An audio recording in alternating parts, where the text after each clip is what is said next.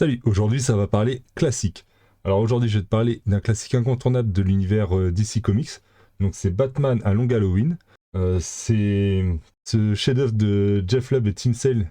Il est souvent cité comme une des meilleures histoires de Batman.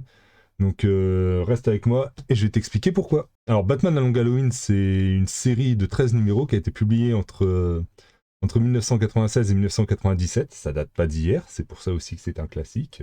Il n'y a pas que l'âge qui fait que, mais ça joue un petit peu. L'histoire, donc, ça se déroule au début de la carrière de Batman, après les événements de Batman Year One, ou année 1, suivant que tu le dises en anglais ou en français. On y retrouve donc un Gotham City qui est plongé dans la peur par un mystérieux tueur en série qui est surnommé Holiday, et qui a la particularité en fait de ne frapper que pendant les jours fériés. Alors le scénariste Jeff Lubb est brillant, il mélange habilement le polar noir, donc un style que j'apprécie particulièrement, avec les éléments classiques de Batman. Chaque numéro va correspondre à un mois de l'année, ce qui donne une structure unique à l'intrigue. On assiste à une véritable chasse à l'homme, où Batman, Gordon et Harvey Dent vont s'unir pour arrêter justement ce tueur en série qui est Holiday. Au niveau des personnages, ils sont bien écrits. Batman est à la fois un détective et un justicier qui est en proie à ses propres doutes. Harvey Dent, qui deviendra double face. Voilà, je te le spoil totalement, au cas où tu connaisses pas l'histoire.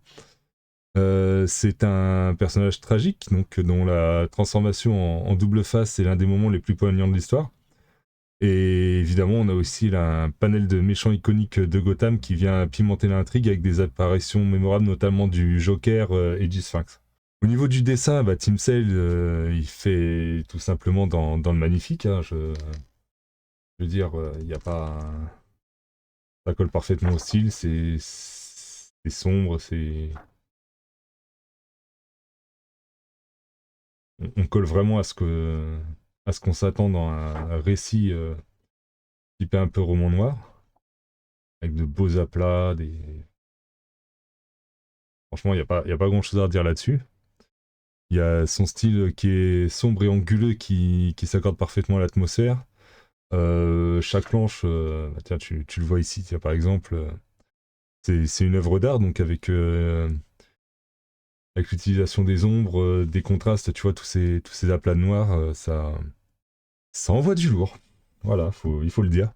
Alors au niveau des impacts, t'as un Long Halloween qui a un impact considérable sur l'univers de Batman. Donc c'est aussi pour ça que c'est un classique. Hein. Il a vraiment eu une aura et un impact, comme je te l'ai dit, sur l'univers Batman.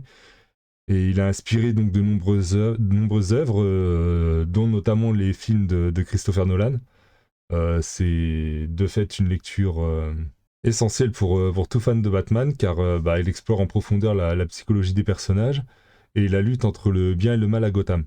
Donc en résumé, Batman un Long Halloween, c'est un incontournable, je te l'ai dit dès l'introduction. Si tu l'as pas encore lu, je te recommande vivement de le découvrir. Je te mettrai comme toujours le lien Amazon en description et je te dis à bientôt pour une nouvelle critique. Ciao!